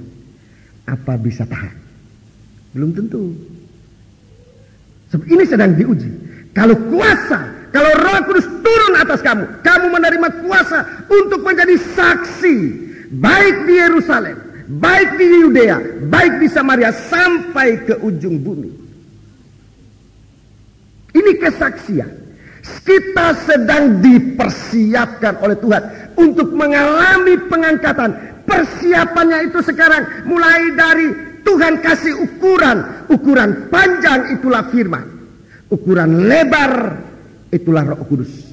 Apa kita kena ukuran atau tidak? Jangan dulu bicara tentang diangkat atau tidak. Sekarang kita kena ukuran atau tidak. Itu dulu. Bagaimana kita mendengar firman? Sambil main-main, sambil kritik dongkol di hati, atau sambil membanggakan diri, itu firman, wah mengagungkan saya hebat. Hati-hati, itu minus. Kalau firman Allah sedang disampaikan, kita merasa, wah kita terangkat, lalu kita mulai sombong, itu minus, kurang. Kita harus hati-hati, waspada untuk tidak minder, untuk tidak sombong di dalam kita melakukan firman. Tuhan tahu. Kita pikir kita sedang bersiap untuk menanti kedatangan Tuhan. Untuk saat itu kita terangkat. Saat itu kalau kita mati, kita dibangkitkan. Tetapi sekarang, kalau kita diukur oleh Tuhan, apa kita ini masuk ukuran atau tidak? Itu nomor satu. Itu langkah pertama. Kamu setia di Yerusalem atau tidak? Itu saja sudah merupakan ukuran. Sejauh mana kita setia di Yerusalem, itu sudah merupakan ukuran Tuhan. Menanti kedatangan Tuhan. Sampai kita, Roh Kudus turun dan kita menerima kuasa, kita menjadi saksi. Saudara lihat kitab Wahyu. Ukuran itu ada pada Yohanes. Kitab Wahyu pasal pertama ayat yang ke-9 tadi. Tolong dibaca kembali. Kita lihat ukuran itu ada atau tidak pada Yohanes. Wahyu pasal 1 ayat 9. Aku Yohanes, saudara dan sekutumu dalam kesusahan, dalam kerajaan dan dalam ketekunan menantikan Yesus. Jadi menanti ini, kita harus ada dalam satu kesatuan. Tidak bisa kita sendiri-sendiri. Itu sebabnya kebaktian atau persekutuan ini kita tingkatkan. Di Jakarta nanti kebaktian Natal persekutuan. Untuk mensukseskan ini, untuk kita bisa memusatkan perhatian kita. Nanti di sini, kita tidak membuat lagi Natal. Kecuali pada tanggalnya kita membuat kebaktian Natal dan perjamuan suci kita melakukan. Tapi perayaan kebaktian Natal persekutuan kita pusatkan di Jakarta pada tanggal 3 sampai dengan 6 Desember yang akan datang. Kalau Tuhan belum datang, saya serukan ini kepada sidang jemaat untuk sama-sama memulai memperhatikan. Bagaimana kita dalam kesatuan. Tidak kita harus membiarkan si A kerja sendiri, tidak. Sekarang ini sudah kita di Jakarta sedang dalam kebangkitan untuk mempersekutukan diri. Kita utus orang ke sana, satu orang, untuk sekarang ini hanya satu orang untuk bisa mengkoordinir di sana. Dan dia sedang bekerja sejak hari Jumat. Sekarang dia masih di sana. Kita doakan saudara Ed Pinaria. Dia sebagai kepala bidang umum dari BP. Dia giat dalam bidangnya, urusan izin. Saudara-saudara sudah menerima leaflet itu untuk doakan ini, ya. Doakan itu. Kita dalam satu kesatuan. Kita tidak bisa langsung semua turun ke Jakarta untuk ngurus, tidak bisa. Kita tinggal di sini, tugas kita di sini berdoa. Kalau saudara merasa ada sesuatu fasilitas yang saudara bisa korbankan, silakan. Ada mengorbankan uang, kita kumpul bersama-sama supaya berkat yang dikumpulkan ini digunakan tepat. Jangan salah gunakan, tepat untuk persekutuan ini. Jadi dalam persekutuan, ulangi ayat 9 itu. Aku Yohanes, saudara dan sekutumu dalam kesusahan. Dalam kesusahan, melakukan firman itu susah. Susah, saudara. Belum kesusahan yang merupakan percikan darah. Baru mendengar firman Allah itu susah. Saudara. Susah melawan ngantuk. Melawan ngantuk itu susah, saudara. Om, saya sudah cubit-cubit, saya punya tangan tetap ngantuk. Ya, saya tidak tahu ngantuk apa itu, sudah susah. Untuk konsentrasi susah. Om, saya tidak bisa konsentrasi, susah memang. Ini dalam kesusahan kita saling mendoakan. Baru mendengar firman sudah susah, belum melakukannya. Dalam kesusahan. Terus dalam kerajaan. Tapi ingat, kita tetap dalam kerajaan. Artinya susah itu kalau kita mau perang, kita pasti menang. Sudah percaya? Sudah percaya? Amen. Oh, jangan bikin di Jakarta susah-susah, bro. Belum susah sudah susah. Kenapa mesti bikin di Jakarta? Sukar belum? Loh, dari mana tahu sukar itu? Kita belum mengalami. Belum jalan kok sudah tahu sukar. Itu manusia itu. Kita pindah aja supaya jangan sukar. Lo dari mana bisa tahu sukar tidak sukar belum melakukan itu? Waktu kita bikin segala setiap kali kegiatan kita mulai dengan nanti sukar. Tetapi setelah lewat kan berhasil oleh karena Tuhan. Belum kita lakukan, kita sudah vonis dulu. Sukar, bro. Banyak kesusahan. Memang bisa banyak kesusahan, tetapi belum bisa kita jadikan alasan. Sebab belum fakta. Jangan menjadikan alasan sesuatu yang tidak fakta. Setelah kita lakukan, segala kesukaran yang kita pikirkan itu disingkirkan oleh Tuhan. Aduh, bro, saya tidak bisa masuk gereja sebab saya susah. Belum berperang melawan kesusahan, sudah kalah. Kalau saudara tahu rasa ngantuk, jangan tidur jam 3 pagi hari Sabtu malam itu. Tidurlah jam 6 sore itu. Pasti tidak ngantuk. Kalau masih ngantuk, saya tidak tahu saudara punya ngantuk itu dapat pinjam dari mana. Utang ngantuk dari mana, nggak tahu. Itu ngantuk banyak kali karena kita tidak menyiapkan diri. Banyak kali. Dan memang setan tunggangi. Dia sudah kipas-kipasin. Langsung ngantuk. Begitu pendeta bilang haleluya amin. Ngantuk enggak? Saya mau tanya saudara yang ngantuk. Kalau pendeta bilang puji Tuhan haleluya amin. Ngantuk enggak? Sudah enggak ngantuk. Biar waktu berlutut ngantuk, sembahyang ngantuk berlutut, tapi waktu pendeta bilang haleluya amin, buka mata bangkit berdiri. Itu ngantuk datang dari setan. Jadi kita harus kuasai itu. Sebab kita di dalam kerajaan.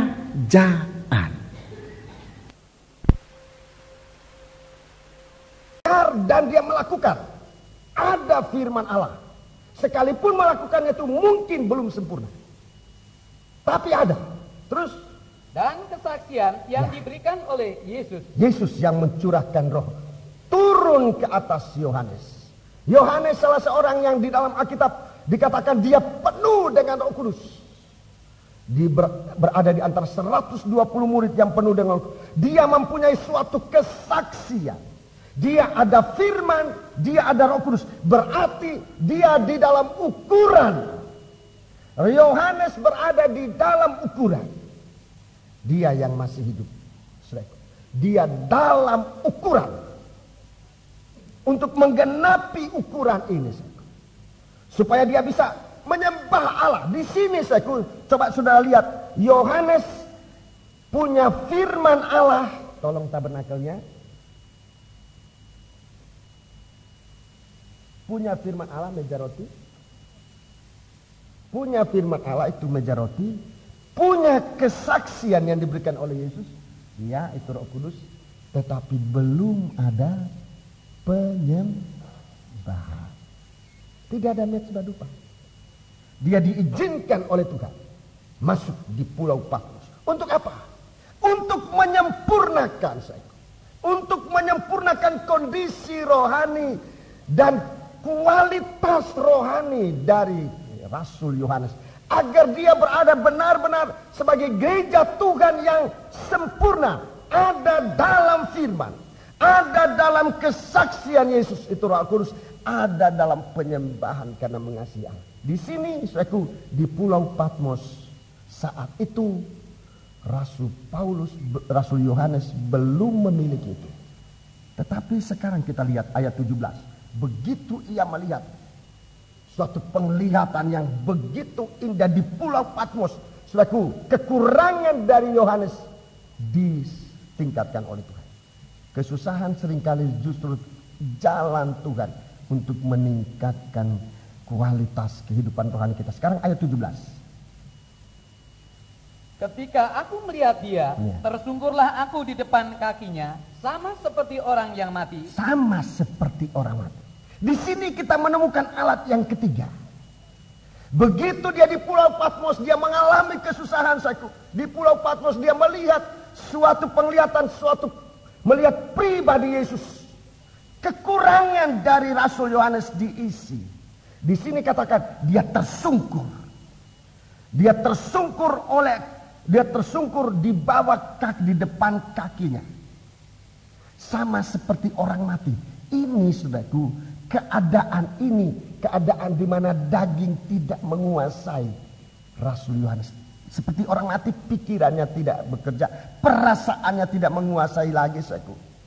Keinginannya tidak menguasai, daging itu mati. Dia berada pada puncaknya penyembahan. Di sini mezbah dupa ditaruh oleh Tuhan dalam kehidupan Rasul Yohanes. Tolong mezbah dupanya. Mezbah dupa. Iya. Iya.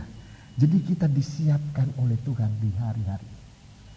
Mulai dari ukuran. Kita lihat Rasul Yohanes, ukurannya sudah, tapi kondisinya dan kualitasnya masih perlu ditingkatkan. Berada di Pulau Patmos, mengalami percikan darah itu, dan dia punya kehidupan terangkat.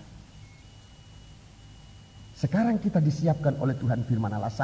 Saya sangat meyakini bahwa firman yang disampaikan kepada kita, firman untuk mengangkat kita. Roh Kudus diberikan oleh Tuhan kepada kita untuk kita bisa melakukan firman. Supaya apa? Tujuannya dengarkan, supaya kita menyembah Allah. Menyembah Allah bukan hanya berlutut, tutup mata sekian jam, bukan. Itu bahagian dari penyembahan. Tapi suatu penyembahan harus memuncak dalam suatu proses seperti ini. Sampai daging ini tidak bersuara. Sampai daging ini rasanya mati. Seperti Rasul Yohanes. Daging tidak menguasai dia. Mati. Orang yang penyembahannya tinggi. Tidak dilihat berapa jam dia berdoa, bukan itu ukurannya.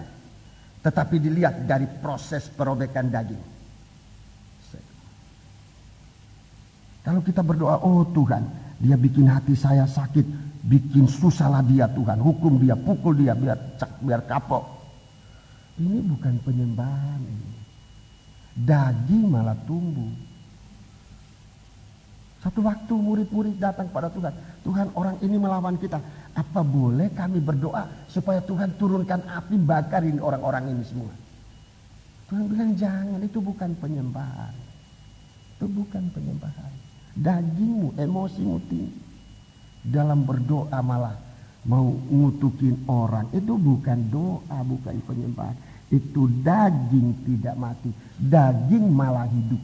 Suatu penyembahan adalah proses perobekan daging. Sampai daging tidak bersuara. Itu yang dialami oleh Rasul Paulus. Di Pulau Patmos, dia di sana diproses supaya daging ini tidak bersuara. Bukan hanya karena kesukaran, bukan hanya kesulitan, tapi karena dia melihat, dia memandang wujud dari Yesus Kristus dalam firman yang ia lihat, dalam ungkapan yang dia dengar. Dia melihat wujud dari Yesus Kristus. Dia punya penyembahan meningkat, sehingga Rasul Yohanes dia berada dalam satu wujud, dalam satu kondisi, dalam satu kualitas. Ada kesaksian, ada firman Allah, ada penyembahan. Wahyu 6. Wahyu pasal 6.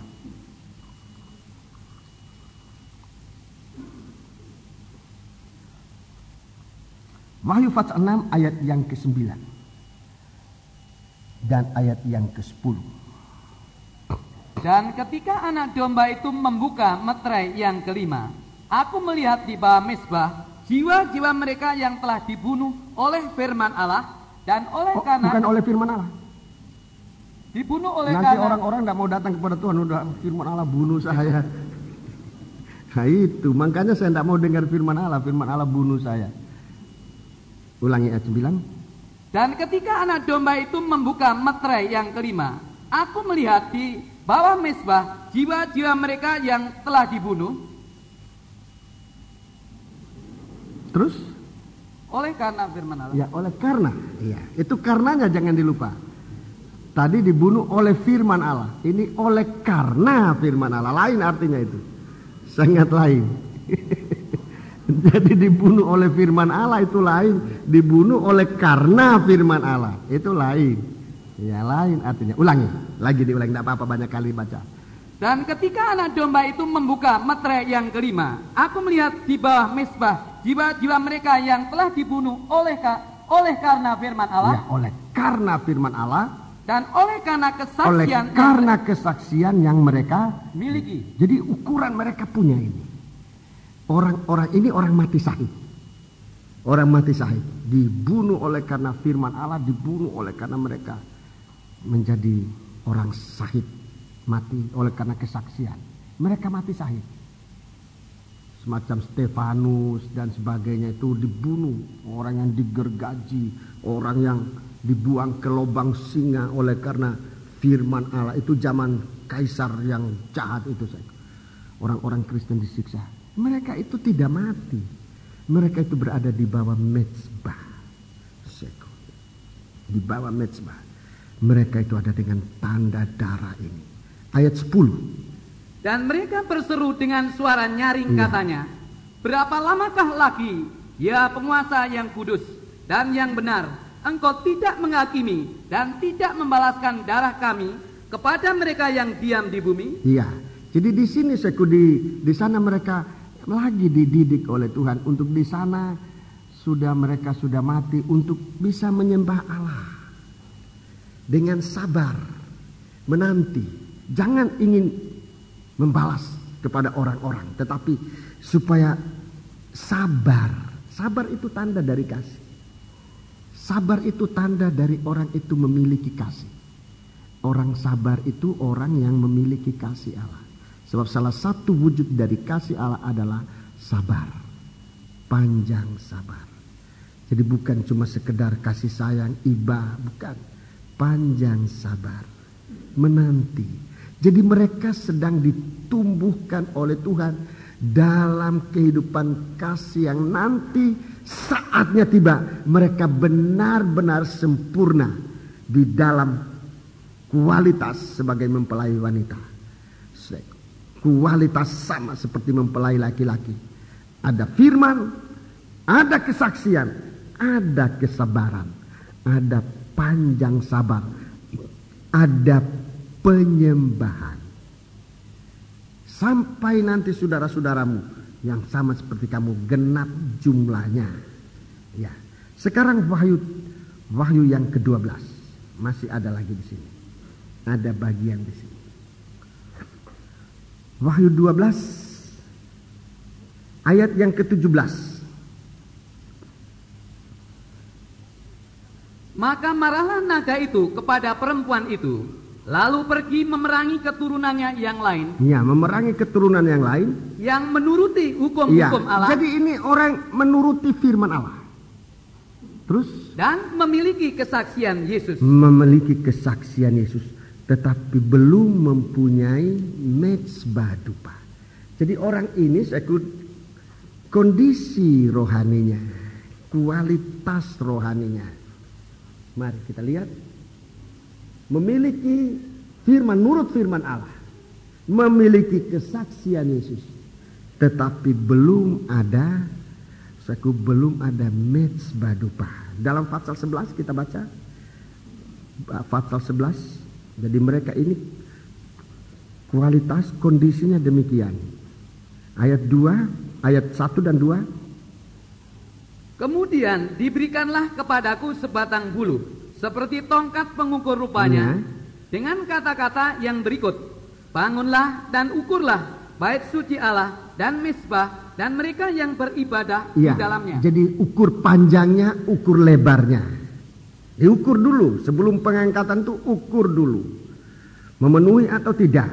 Ayat 2. Tetapi kecualikan pelataran bait suci yang di sebelah luar, janganlah engkau mengukurnya, karena ia telah diberikan kepada bangsa-bangsa lain, dan mereka akan menginjak-injak kota suci 42 bulan lamanya. Ya, jadi ukuran ini lebih dalam, lebih tertib lagi sampai kepada penyembahan.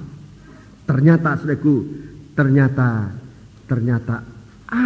masih ada umat yang menurut firman Allah, ukuran menurut firman Allahnya sudah ada, ukuran lebar kesaksiannya sudah ada, tetapi setelah diukur lebih mendalam tentang penyembahannya tidak ada. Dan dalam ayat yang kedua dikatakan, taruh dia nanti akan mengalami diinjak-injak oleh bangsa kafir, oleh bangsa yang tidak mengenal Allah selama 42 bulan lamanya. Itu sama dengan 3 tahun setengah. Itu sama atau satu ukuran waktu sama, masanya sama dengan masa aniaya antikris. Sama. Jadi aniaya antikris itu 3,5 tahun di bumi. 3,5 tahun di bumi. Itu yang masuk di situ bukan anak-anak Tuhan biasa. Anak-anak Tuhan yang biasa sudah jadi antikris. Sudah jadi antikris. Anak-anak Tuhan yang tidak menuruti firman sudah menjadi sama dengan antikris. Mereka berbalik, mereka menyeberang, memihak antikris dan nabi palsu. Di saat itu sebab mereka tidak bertahan, firman Allah mereka tidak pegang penuh. Jadi di saat mereka menghadapi antikris, mereka ngaku, oh kami orang antikris. Ikut dia di Syaf 6:66. Jadi orang yang antikris. Orang yang punya kesaksian tidak betul juga. Kesaksian yang dibikin-bikin supaya indah kedengaran, tetapi sebenarnya tidak begitu. Itu jadi saksi dusta. Itu orangnya antikris. Sebab itu kita saksi biar sederhana tetapi benar-benar pengalaman kita dengan firman. Jangan membuat kesaksian yang kita buat-buat supaya mengagumkan, supaya orang tertarik, tetapi sebenarnya tidak begitu. Itu kesaksian dusta.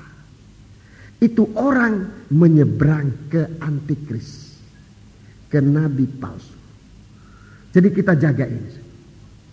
Jadi orang-orang semacam ini, orang-orang yang tidak nurut firman, yang saksinya tidak betul, itu sudah ke antikris. Sekarang yang sungguh-sungguh menurut firman Allah, ada kesaksiannya, tetapi penyembahannya dia lain kali masih terpengaruh dengan daging ini. Daging ini masih sering emosi, daging ini masih sering amarah, daging ini sering punya keinginannya yang tidak sesuai dengan kehendak Tuhan.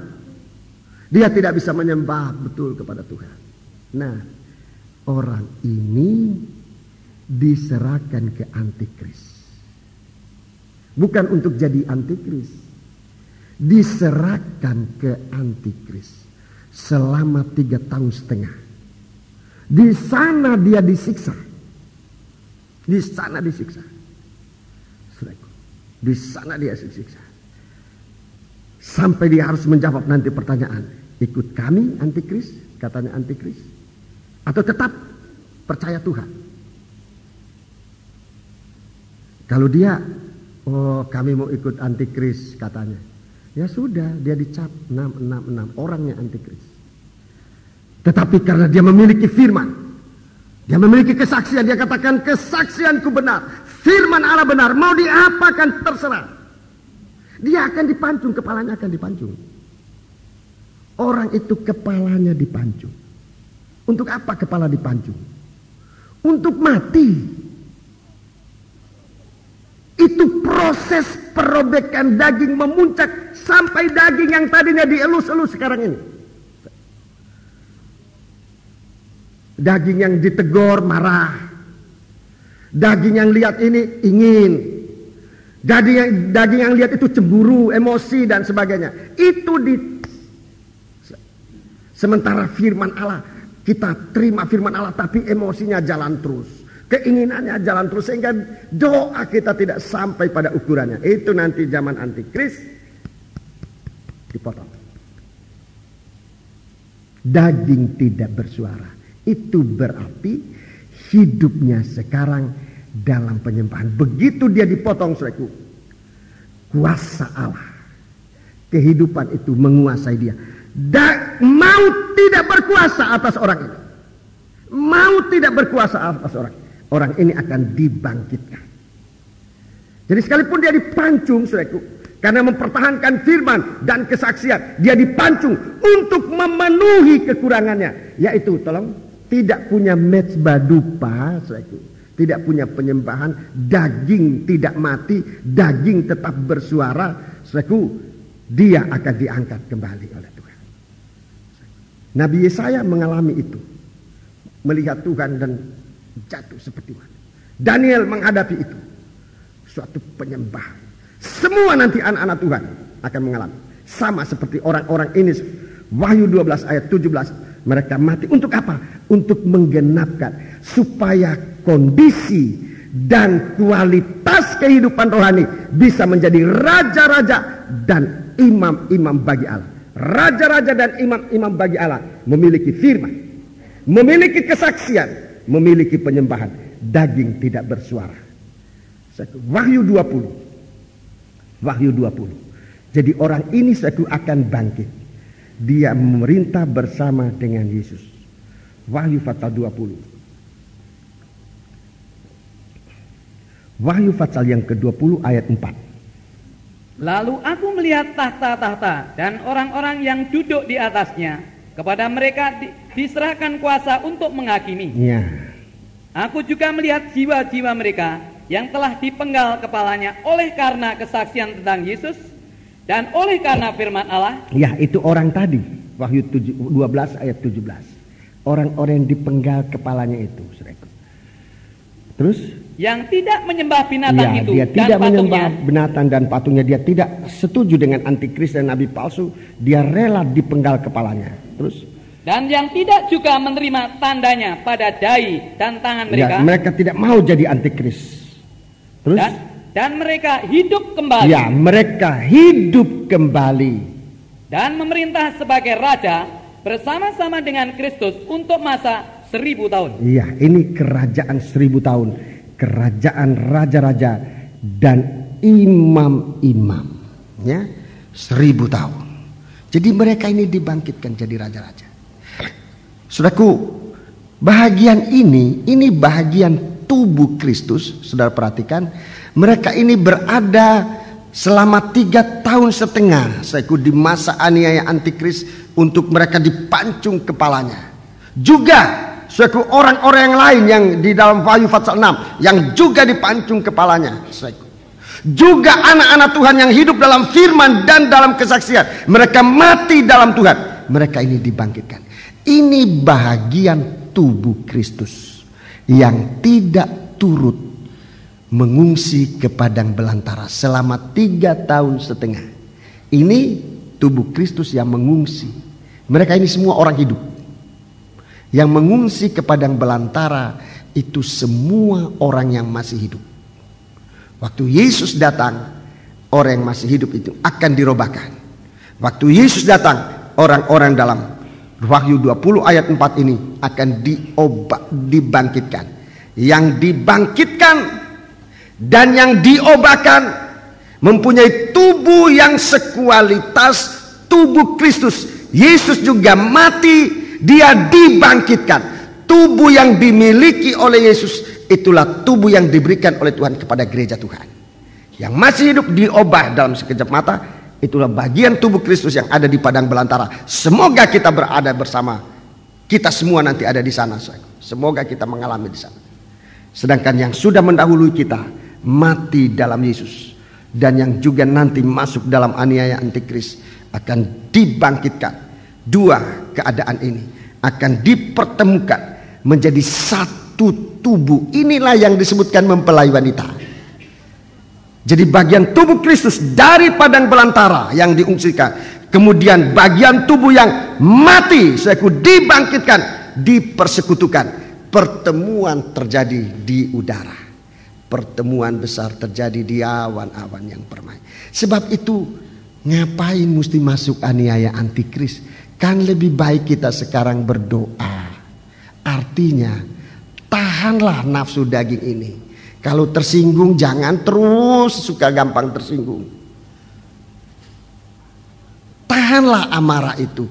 Tahanlah segala nafsu itu, keinginan dan segala macam dendam. Singkirkan saudaraku. Biar tajamnya firman Allah itu memotong semua, agar kita memiliki satu tubuh yang tidak dikuasai oleh daging, tetapi kita sedang dirubah oleh Tuhan, memiliki tubuh yang rohani untuk saat Yesus datang diubah dalam sekejap mata, memiliki tubuh yang rohani. Jadi ini saudaraku yang kita rindukan kita sekalian.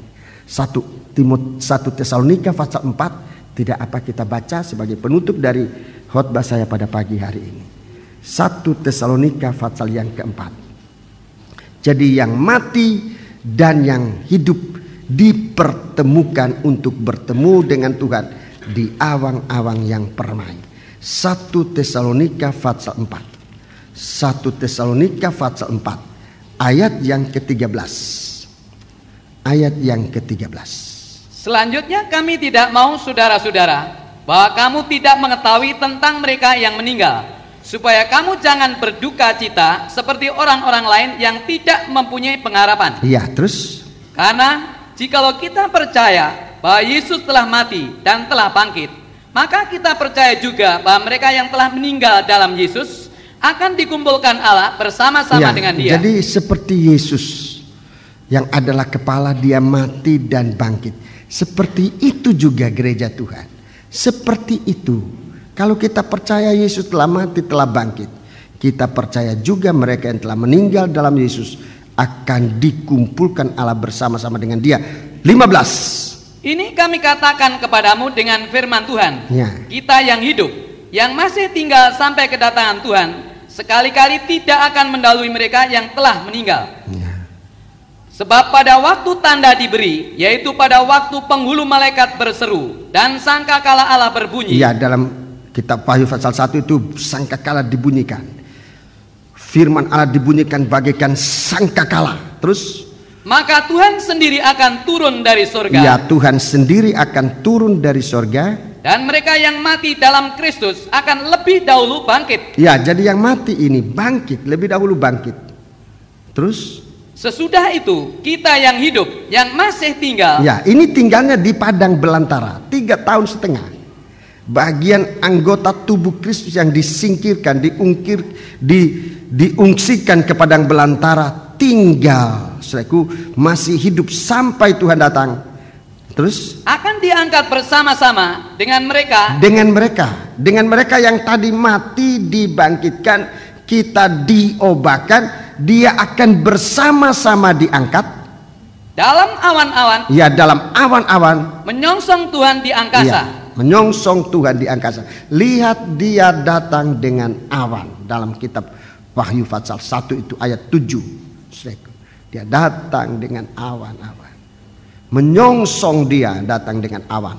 Terus demikianlah kita akan selama-lamanya bersama-sama dengan Tuhan. Karena itu hiburkanlah seorang akan yang lain dengan perkataan-perkataan ini. Iya, puji Tuhan. Jadi saudara perhatikan, lebih baik kita sekarang ini menyembah. Kalau saudara mau tidak harus jatuh ke tangan antikris. Sekarang ya, itu tabiat-tabiat daging yang melawan firman Tuhan, suka marah, suka dendam, suka ingin, suka segala macam tabiat daging ini. Oleh firman Tuhan, berikan firman Tuhan itu mengoperasi, jangan menguasai kita lagi, supaya kita dirubah untuk memiliki tubuh yang bukan lagi tubuh daging. Tubuh daging itu mati, seperti Rasul Yohanes mengatakan, dia seperti orang mati. Seperti Daniel mati, seperti orang mati. Yesaya juga begitu. Kita juga mengalami itu di masa hidup itu.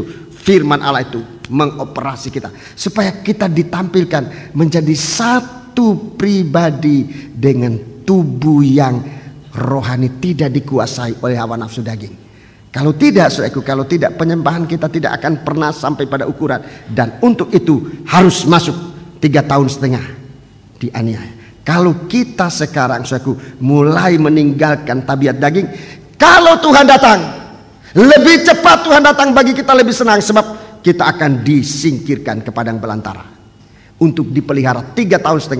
Kemudian bagian tubuh Kristus yang ketinggalan akan mengalami suatu penyempurnaan kondisi kehidupan rohaninya, kualitas kehidupan rohaninya, tapi lewat siksaan.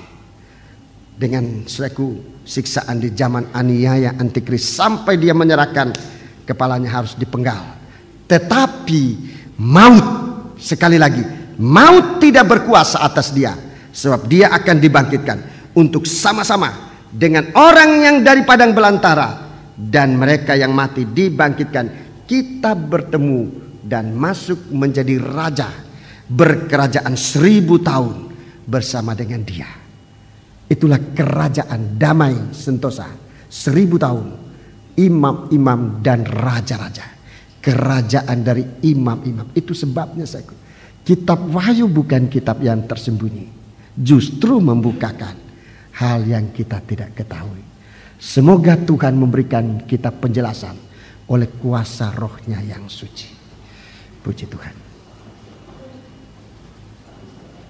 128, mari. 128. Jadi kita ini sedang dipilih oleh Tuhan. Nanti pengangkatan yang sedang terjadi sekarang, proses pengangkatan, saya akan alaskan itu lewat kitab Wahyu ini dan pengajaran tabernakel. Proses kita sedang diangkat sekarang. Kalau kita mengetahui itu bagaimana kita sedang diangkat oleh Tuhan. Puji Tuhan. Mari kita bangkit berdiri, kita melakukan Psalm 128. Psalm. Ya, Psalm 128. Ya. Satu doa kita naikkan kepada Tuhan.